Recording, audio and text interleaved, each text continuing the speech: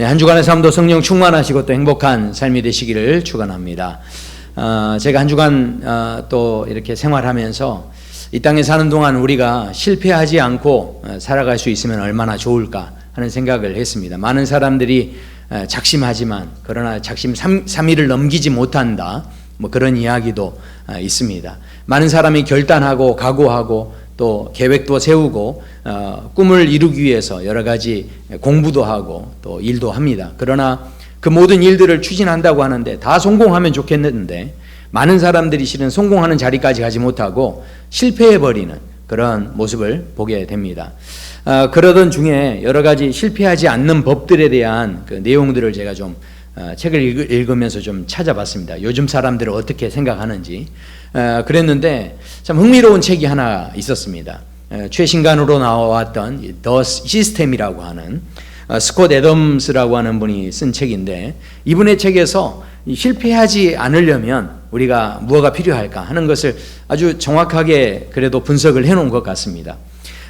대부분의 많은 사람들이 이제 뭔가를 이루기 위해서 역경을 딛고 또 최선을 다해서 이렇게 살아가는데, 그래서 많은 사람들이 뭘 설정을 하냐면 목표를 설정을 합니다. 그러니까 대부분의 사람들이 실은 목표 지향적이라는 것이죠. 그러나 이 목표 지향적인 사람들은 꿈을 이루고 이렇게 성공하기가 실은 어렵습니다. 왜냐하면 이 목표 지향적인 사람은 실패하기가 쉽다라는 것이죠. 왜 그럴까요? 만약에 예를 들어서요, 제가 만약에 몸무게를 10kg 정도 제가 이렇게 감량을 하겠다, 이렇게 목표를 잡았습니다. 10kg 몸무게 뺀다는 게 쉽지 않지 않습니까? 그래서 그 목표를 내가 잡고 어찌됐든 내가 10kg 빼겠다 했으면 그 목표를 세워서 가지고 있는 동안 그 목표를 이루기가 쉽습니까? 어렵습니까? 어렵습니다. 그렇다면 그 목표를 이루기까지는 계속해서 뭘 받을까요? 스트레스를 계속 받는 거예요. 그러니까 그 목표는 아직 안 이루어졌는데 저울에 올라갈 때마다, 체중계 올라갈 때마다 스트레스가 되는 거죠. 그리고 또 하나가 있습니다. 스트레스뿐만이 아니라 계속 그 목표가 아직 이루어지지 않았기 때문에 마음속에서는 계속 뭐가 있겠습니까? 아직도 이루지 못했어 하고 하는 실패감이 늘 마음 안에 머물러 있다라는 것이죠. 그러니까 아직 목표도 이루지 못했을 뿐만 아니라 그 삶의 상황을 보면 굉장히 스트레스가 심하고 또 늘 실패감에 젖어 있는 그런 삶이 되다 보니까 이게 성공하는 길로 가기가 어렵다라는 것이죠. 그렇기 때문에 진정으로 성공하기 원한다면, 그리고 실제로 많은 성공하는 사람들은요 저렇게 목표 지향적이지 않았다는 것이죠. 많은 성공하는 사람들은 어떻게 살았느냐, 바로 그들 모두가 다 보면 시스템을 가지고 있었다는 겁니다. 그러니까 만약에 몸무게를 내가 10kg를 뺀다 했으면 몸무게 빼는 목표점에 내 마음을 두는 게 아니라 내가 음식 먹는 방법이나 음식 먹는 양이나 음식 먹는 내용을 바꾸기 시작하는 겁니다. 그러니까 그것을 그냥 바꾸는 게 아니라 규칙적으로 이것을 섭취할 수 있는 그 시간을 만들고 그 다음에 거기에 따르는 운동 시간표를 만드는 겁니다. 그러니까 이 시간대로 이것을 움직이도록, 그리고 내가 정해놓은 대로 규칙대로 이것이 움직여지도록 이제 하기 때문에 그것이 그냥 부담 없이 진행이 되어질 수 있다라는 것이죠. 생각해 보십시오. 우리가 이 식당에 가서 점심 메뉴를 가지고 이렇게 먹을 때도 보면 메뉴가 너무 많으면 뭐 하나 이렇게 고르기가 실은 쉽지 않습니다. 그리고 그 메뉴가 많은데 그것을 하나 딱 고르고 나도 무슨 문제가 생깁니까? 먹으면서도 이거 말고 내가 다른 걸 골랐어야 되는데 하면서 마음속에서는 아직도 뭔가 아쉬움이 남고, 그러니까 식사를 하는데 실은 너무나 많은 에너지를 쏟아버린다는 것이죠. 식사를 할 때 그 선택을 하면서도 벌써 에너지를 쓰는 겁니다. 그러니까 그 많은 에너지들을 거기다 다 쓰니까 이게 정작 중요한 일에 에너지를 쓸 때는 이미 지쳐 있을 수 있다는 것이죠. 그렇기 때문에 우리가 뭐든지 일정하게 시스템화되어 있으면 그러면 이 일들을 훨씬 쉽게 할 수 있다는 거죠. 그래서요, 어떤 다른 일에, 더 중요한 일에 집중하기 위해서는 먹는 시간이나 먹는 음식들도 그냥 규칙적인 게 차라리 낫다는 것이죠. 생각해 보십시오. 어제 당신이 6시 반에 뭘 했습니까? 이렇게 만약에 누군가가 물어올 때 이미 자신의 삶에는 뭔가 시스템이 다 정해져 있는 사람들은 망설일 필요가 없습니다. 내가 뭐 했지? 고민할 필요가 없습니다. 6시 반에는 내가 운동을 했습니다. 이렇게 하면서 그 정해진 시간에 내가 이미 무엇을 하고 있는지가 정해져 있기 때문에 거기 때문에 그 쓸데없는 에너지를 소모할 필요가 없다라는 것이죠. 실제로 제가 이 책에서만 그렇게 이야기하는 게 아니고요. 여러분 잘 아시는 그 JYP 대표 박진영 씨죠. 이분이 그 작년에 집사부 일체인가요? 거기에 나와서 이제 그분이 그런 이야기를 했는데 저도 참 놀랍다 하는 생각을 했습니다. 왜냐하면 이분은 계절마다 입는 옷이 2벌밖에 없답니다. 그러니까 한 계절에 입는 옷이 2벌이니까 늘 옷을 이렇게 그 옷만 가지고 갈아입는 거예요. 그러니까 이 옷을 입을까 저 옷을 입을까 고민할 필요가 없는 겁니다. 그냥 그 옷만 입으면 되는 거예요. 그리고요, 이분은 심지어 바지는요 대부분 다 그 고무줄이 들어있는 바지, 고무줄 바지랍니다. 저 같은 경우도 오늘 아침에 나오기 위해서 바지를 입는데 이 버클을 이렇게 하는데 이 버클을 깔맞춤 하느라고 고민했죠. 왜냐하면 이게 브라운색으로 할까 블랙으로 할까 고민하는 거죠. 그런데 이 박진영 씨는 그냥 옷을 한번 쑥 입고 쑥 벗고 이렇게 하면 되는 거예요. 그러니까 이게 크게 옷 입는데 에너지를 많이 쓰지 않는 거예요. 그리고 신발을 신을 때도요, 신발에 있는 그 혀 부분이 있는데 그게 말려 들어가면 신발을 신기가 어렵죠. 그러니까 신발 끈도 이미 다 메어져 있고 그거 다 꼬매놨답니다. 그래서 발만 넣으면 들어갈 수 있게. 그러니까 신발 신고 하는데도 에너지를 쓰지 않고 자기가 더 하는 일에 더 많은 에너지를 써야 하기 때문에 거기에 집중하기 위해서 나머지 것들은 다 이미 시스템처럼 그냥 굴러갈 수 있게 그렇게 해놨다라는 거죠. 실제로 성공했다고 하는 많은 그 외국인 그 기업가들도 보면 그 삶을 보면요 다 그게 시스템화되어 있습니다. 그러니까 운동하는 것도 그렇고요. 이제 내가 공부를 잘하고 기억력이 좋으려면 어떻게 해야 되느냐? 내가 원하는 목표를 이루는 게 중요한 게 아니라요. 실은 기억력도요 혼자 하면 절대 뭔가 공부를 하는 것이 기억이 안 된대요. 근데 이것을 함께 하지 않습니까? 그러면 함께 이 사람이 설명하고 이 사람이 설명하고 하면서 그 설명하면서 훨씬 기억력이 높아진답니다. 그러니까 이 효과가 더 높아지는 거죠. 그러니까 목표 설정이 중요한 게 아니라 내 환경과 내 시스템을 바꿔버리는 거예요. 그러면 훨씬 성공하기가 쉬워질 수 있다는 것이죠. 우리가 세상 사람들도 이렇게 이야기하는데 실은 영적인 부분에 있어서도 우리가 신앙생활에 있어서도 우리가 실패하지 않고 정말 믿음의 삶을 사는 데 있어서 우리가 성공하는 그런 자리에 우리 모두가 서게 되기를 소원합니다. 그렇다고 한다면 우리에게 한 가지 질문이 필요합니다. 이 세상에 살아갈 때 우리가 정말 복된 존재로 살아가기 위해서 우리가 해야 할 아주 중요한 질문이 있는데 그것은 바로 성도 여러분께서 잘 사는 게 기준이십니까? 아니면 잘 믿는 게 기준이십니까? 이것을 우리가 결정해야 한다는 것이죠. 그러니까 세상 사람들은요, 우리가 계속해서 잘 살기를 요구하고 있다라는 것입니다. 많은 부모님들이요, 자녀들을 키울 때도 잘 살게 하려고 키웁니다. 아이들 공부를 가르치고 또 아이들에게 먹을 것, 입을 것 다 제공하고 또 아이들이 학원도 다니고 이 모든 것들 다 뭐 하는 겁니까? 자녀가 더 잘 살도록 하기 위해서 계속해서 부모들이 자녀들에게 투자를 하는 것이죠. 심지어는 자녀들이 앞으로 살아갈 수 있을 정도로 유산을 남기는 것까지 다 고민하고 그렇게 애를 쓰시는 분들이 계십니다. 그런데 왜 부모님들이 그렇게 애를 쓰실까요? 자녀들이 잘 살도록 왜 그렇게 고민하실까요? 그것은 바로 이 부모님들이 영원하지 않기 때문에 그렇습니다. 내가 자녀들을 끝까지 따라가 줄 수 없기 때문에 언젠가는 자녀에게서 떠날 수밖에 없기 때문에 이 자녀들이 나 떠난 뒤에도 잘 살기를 바라는 마음이 있기 때문에 애를 쓰고 도와주는 거죠. 그래서 부모의 마음은 거기에 갈 수밖에 없습니다. 그러나 생각해 보셔야 돼요.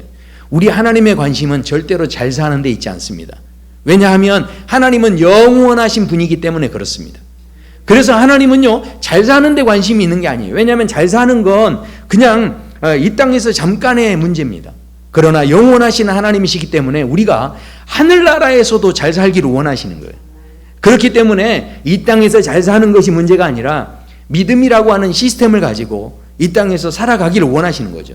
그 믿음을 가져야만 하늘나라에 들어갈 수 있기 때문에 그 시스템이 있어야만 우리가 끝까지 승리할 수 있기 때문에 하나님의 마음은요, 그래서 잘 사는 것보다는 잘 믿는 것 쪽에 훨씬 더 마음을 두고 계신다라는 것입니다.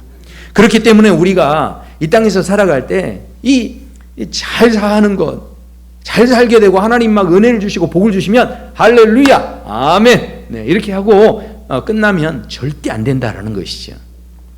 성경을 읽다 보면요, 사사기의 말씀을 보면 참 답답한 생각이 듭니다. 왜냐하면 하나님께서 이 사사기에 있는 그 사람들에게, 이스라엘 백성들에게 이렇게 복을 막 주시죠. 그런데 그 복을 주시는데 이 사람들이 복을 다 받고 은혜를 받고 그렇게 해서 평안하게 이렇게 살다가 너무 좋다 할렐루야 아멘 이렇게 하다가 그냥 어떻게 됩니까? 시간이 지나고 타락하고 하나님을 떠나고 우상 숭배하고 이렇게 하게 됩니다. 그때 하나님께서 이 바벨론이나 이 주변의 이웃 사람들을 들어서 공격을 당하게 하면 그때 매를 맞고 또 깨달은 다음에 하나님 이제 내가 믿음으로 살겠습니다. 이렇게 하면서 하나님 앞에 부르짖기 시작합니다. 그때 하나님께서 다시 은혜를 주시고 또 이 사람들이 회복이 되는데 또 잘 살다 보면 어떻게 됩니까? 또 타락하게 됩니다. 그러면 또 매를 맞습니다. 그러면 하나님 이제 잘 살다 매를 맞았으니까 어떻게 돼요? 하나님 이제 잘 믿겠습니다. 그러면서 또 깨닫고 이제 잘 믿겠다고 하는 거죠. 이 일들이 계속해서 반복이 됩니다. 그런데 이 사람들이 이렇게 늘 실패하고 늘 넘어졌던 자리를 딱 그 포인트를 어느 시점에서 이 사람들이 넘어졌는가를 보면 성경에서는 이 부분을 이렇게 이야기합니다. 사사기 3장에 보면요, 그 땅에 80년 동안 평온하였더라. 꼭 평온하고 나면 문제가 생깁니다. 그러니까 사사기 5장에도 보면 그 땅이 40년 동안 평온하였더라. 평온하고 나면 꼭 문제가 생겨요. 평온하고 나면 꼭 믿음이 흔들립니다. 자, 기드온이 사는 40년 동안, 그러니까 하나님께서 사사를 보내주시면 그 사사가 있는 동안에는 평안했다라는 거죠. 근데 그 평안하고 나면 꼭 흔들려지고 꼭 믿음이 떨어지고 꼭 그때 넘어지고 실패하는 그런 모습들이 있었다라는 것입니다. 그렇다고 한다면 목사님 그러면 그냥 하나님이 평안하게 안 해주시면 되겠네요. 그러면 실패할 일도 없잖아요. 이렇게 생각할 수 있습니다. 그런데 그렇지 않습니다. 저는 우리 사랑누리교회 모든 성도 여러분의 삶이 평안의 복을 받게 되기를 소원합니다. 그러니까 평안하다고 무조건 실패하는 게 아니에요. 오늘 우리가 읽었던 본문을 보면 다윗이라고 하는 사람은요, 이런 일이 있었습니다. 여호와께서 주의 모든 원수를 무찌르사 왕으로 궁에 평안히 살게 하신 때에, 그러니까 이 다윗은요 굉장히 고생하는 삶을 살았죠. 사울이 자기를 죽이려고 했기 때문에 늘 도망치는 삶을 살았습니다. 그리고 사울뿐만 아니라 자기를 미워하고 시기했던 대적들이 굉장히 많았습니다. 그런데 그 사람들에게 늘 시달렸기 때문에 얼마나 고생하고 살았는지 모릅니다. 그런데 그 모든 사람들이 다 죽게 되고 다 처리됐습니다. 자, 이제 다윗은 평안해졌습니다. 그래서 하나님께서 모든 문제를 해결해 주시고 이제 평안하게 살게 된 그때가 되어졌다라는 것이죠. 그런데 놀랍게도 이 상황에서 사사기의 사람들처럼 이 평안함이 다윗에게 실패가 되고 넘어지는 자리가 된 것이 아니라 다윗은 이 평안함 속에서 자, 이제 하나님 앞에 더 믿음으로 나아가기 위해 도전합니다. 그래서 이렇게 이야기하죠. 선지자 나단을 초청해서 부른 다음에 그 나단에게 이렇게 이야기합니다. 나는 백양목 궁에 살고 있는데 하나님의 궤는, 이 언약궤는 휘장에 아직도 천막에 있으니 참 이게 지금 무슨 일이냐.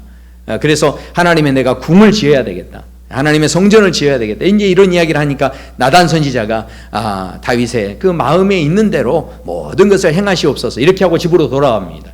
그랬더니 하나님께서 나단 선지자에게 나타나셔서 야, 내가 언제 사람들에게 나를 위해서 백양목 집을 지으라 이렇게 내가 한 번이라도 요구한 적이 있느냐? 나는 그래 본 적이 없다. 그러니 성전 지을 생각하지 말아라. 이렇게 하면서 다윗에게 성전을 짓지 못하도록 합니다. 근데 성전을 짓지 말지만 그래도 다윗이 이런 마음을 가졌기 때문에 그랬기 때문에 다윗에게 내가 이런 복을 주겠다 하면서 아니 성전도 안 지었는데요. 하나님께서 갑자기 복을 주시겠다라고 하면서 막 복을 주시기 시작합니다. 그 복이 무엇이냐면 내 이름을 위대하게 만들어 주겠다라고 말씀합니다. 그리고 내 몸에서 나게 되는 씨가 있는데 그 씨를 통해서 네 나라를 견고하게 세워주겠다. 그리고요, 네가 죽어서 먼저 죽더라도 네 아들, 네 자식이 남아 있을 텐데 그 자식에게 내가 아버지가 되어주겠다. 그리고 그는 내 아들이 되어질 것이다.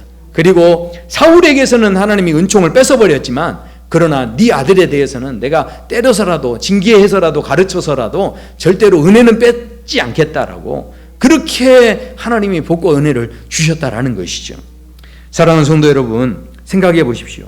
지금 이 상황이 어떻게 일어난 것입니까?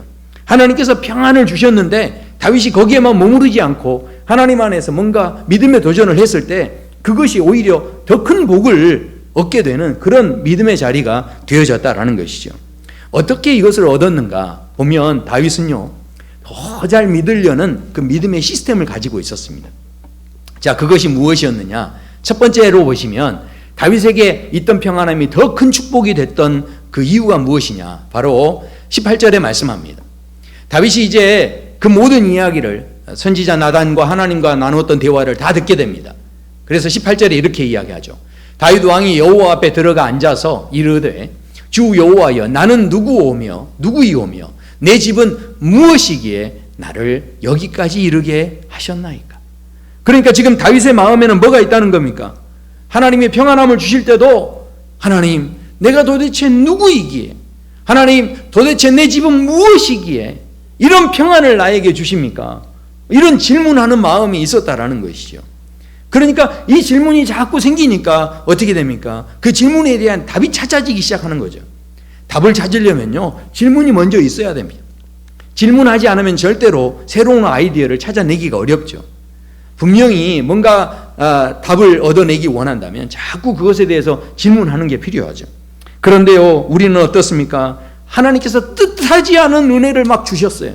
그래서 우리 자녀가 막 내가 더 열심히 자녀를 이렇게 도와주지 못했는데 자녀가 덜커덕 원하는 대학교에 막 합격을 하고 그렇게 됩니다. 그러면 아유, 하나님, 내가 아이를 많이 돌보지도 못했는데 어떻게 이런 은혜를 우리에게 주셨을까요? 이런 식으로 말할까요? 많은 분들이 은혜로 갑자기 돈을 많이 벌었습니다. 그러면 하나님, 내가 기도를 많이 한 것도 아닌데 하나님, 세상에 이런 돈을 이렇게 많이 주시니 이렇게 궁금해할까요? 많은 분들이 실은 질문하지 않습니다. 왜 궁금해하지 않을까요? 하나님, 갑자기 왜 이런 돈을 주셨습니까? 하면 나한테 다 바쳐라 그럴까 봐. 하나님 내 자녀 왜 이렇게 합격하게 해주셨습니까? 그러면 감사하지. 그러면 신학교 보내라 이럴까 봐. 하나님께 받은 은혜를 이게 질문하지 않아요. 하나님께 받으면 할렐루야, 아멘 하고 그냥 꿀꺽 이렇게 삼키고 그 다음에 이제 그걸로 끝 이렇게 되는 거죠. 그런데 다윗은 그러지 않았다는 거예요. 하나님이 주시는 그 작은 평안함에 대해서 질문하기 시작했다는 거죠. 하나님, 왜 이런 평안함을 나에게 주셨습니까? 그 다음에 심지어는 이 평안함에 대해서, 그래 하나님이 복을 주시는데 그 모든 상황에 대해서 어떤 태도를 가지고 있는 겁니까? 하나님, 세상에 나한테 이런 은혜, 이런 평안함, 이런 복을 왜 나한테 이렇게 자꾸 주시는 겁니까? 여기에 대해서 계속 질문하는 그런 마음이 있었기 때문에 목표를 이루고 나서도 거기에 안주해 있지 않을 수 있었다는 거죠.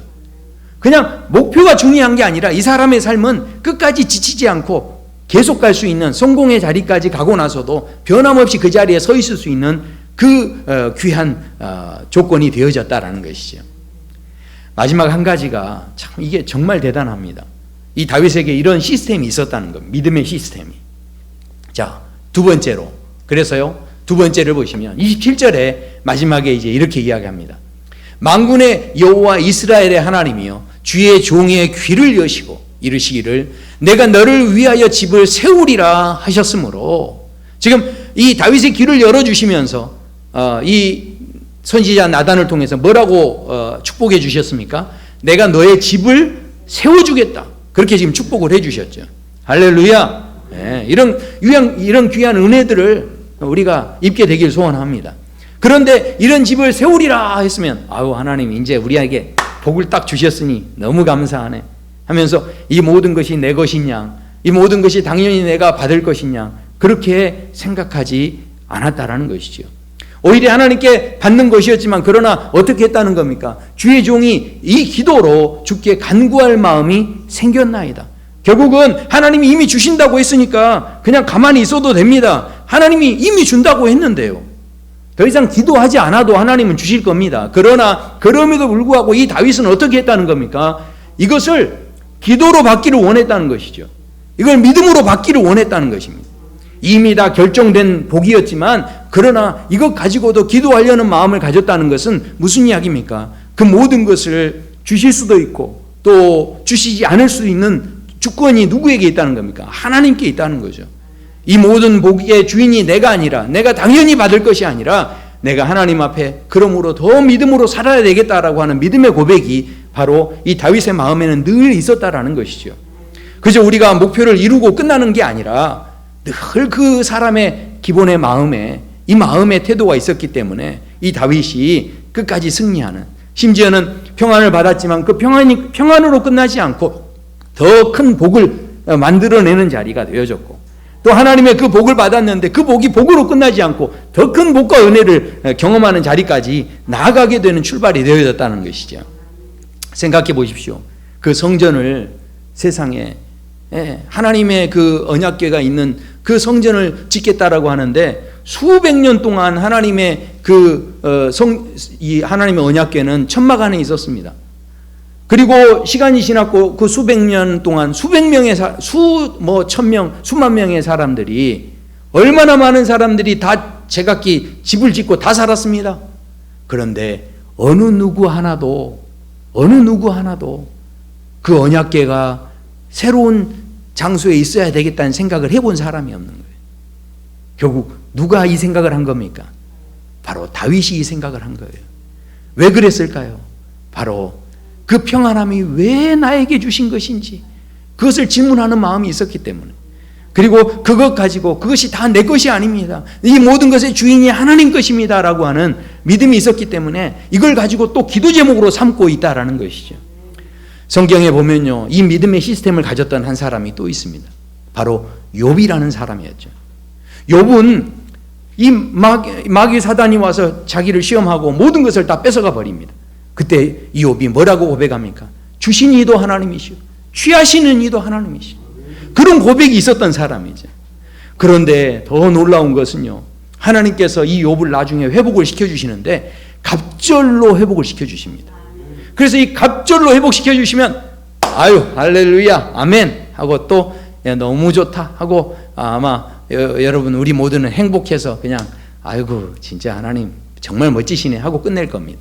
그런데 놀랍게도 욥은요, 욥기 42장에 보면 그 내용을 보시면 참 귀한 고백이 나옵니다. 욥기 42장에 이렇게 나오죠. 또 아들과 7 딸 셋을 두었으며 그 첫째 딸은 여밈이라, 그리고 둘째 딸은 그시아라, 그리고 셋째 딸은 게렌하북이다. 이 성경에요, 여자 이름이 나오는 것이 흔하지 않습니다. 여자 이름이 지금 구체적으로 언급이 된다는 것은 아주 이 여인을 지금 여인들을 존중해주고 있다라는 이야기죠. 그런데 더 놀라운 건 이제 15절로 가면 모든 땅에 욥의 딸들처럼 아리따운 여자가 없었더라 말씀하죠. 그런데 대부분 딸들이 시집을 가면 어떻게 됩니까? 출가 외인이라고 하죠.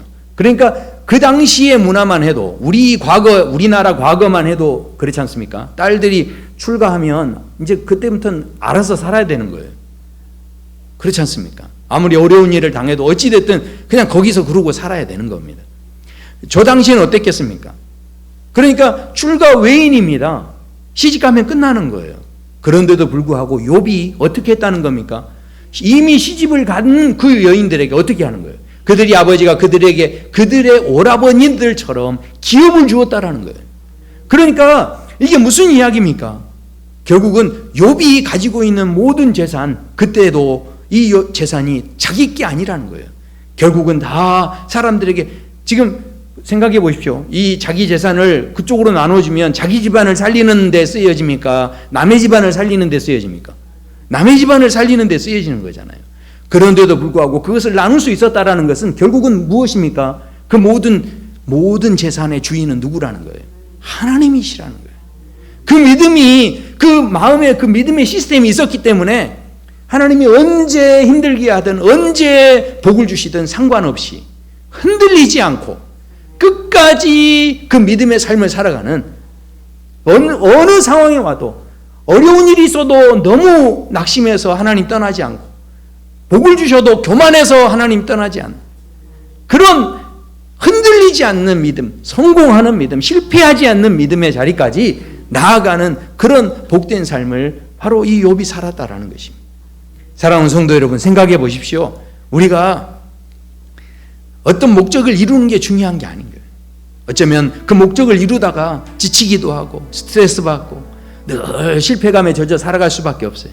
그러나 하나님은 그렇게 그저 이 땅에서 잘 사는 것에만 우리가 목매어 사는 인생이 아니라 우리가 더 잘 믿는 자의 삶, 우리의 삶의 시스템이 믿음의 시스템이 되어져서 어떤 일을 당하든지 흔들리지 않는 그런 믿음의 삶의 자리를 만들어 가기를 원하시는 거예요.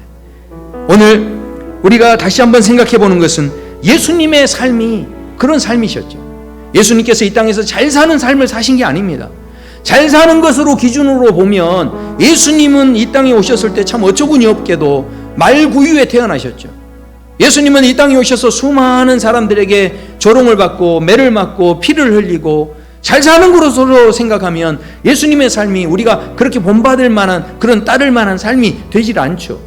예수님께서 이 잘 사는 것으로 우리가 기준으로 생각하면 야, 이러려고 내가 예수님 믿었는가 하는 일들이 얼마나 많이 생기겠습니까? 그러나 예수님께서 잘 살게 하시려고 우리에게 다가오신 게 아니라 우리에게 잘 믿게 하시려고 다가와 주셨기 때문에 그것이 바로 우리에게 도전이 되고 우리가 그저 이 땅에 잘 사는 것에만 머무르지 않고 영원한 하늘나라에서도 더 잘 살게 되어지는 진짜 복의 복을 더해가는 그 믿음의 삶을 도전하도록 우리에게 찾아와 주신 줄로 믿습니다. 그렇기 때문에 잘 믿기 원하는 사람은 조금 어려운 것도 인내할 수 있습니다. 조금 어려운 것도 참아낼 수 있습니다. 왜냐하면 합력하여 선을 이루시는 하나님의 은혜가 있기 때문에. 잘 믿는 사람은 하나님이 부유함의 은혜를 주셔도 교만하지 않을 수 있습니다. 겸손할 수 있습니다. 왜 이것을 주셨는지 자꾸 물어보는 거죠. 우리 주변에 많은 우리 성도 여러분, 우리 가족 중에서 우리 자녀들에게 좋은 일 조금만 생겨도, 평안함이 조금만 생겨도 그냥 흘려보내지 않고 하나님 왜 이런 은혜를 주셨습니까? 왜 이런 평안함을 주셨습니까? 그 질문을 할 수 있어야 그것이 바로 우리의 삶의 그 평안이, 그 복이 더 큰 복이 되어지게 하는 기회가 되는 줄로 믿습니다. 그 기회를 놓치지 않게 되기를 축원합니다. 우리가 지금 어렵게 살아가고 있지만 분명하게 이 시간에도 이 시대에도 하나님의 은혜는 분명히 그것을 갈급하는 자들에게 부어주시는 축복이 될 줄로 믿습니다. 그 은혜를 바라보시고 또 승리하시기를 축원합니다.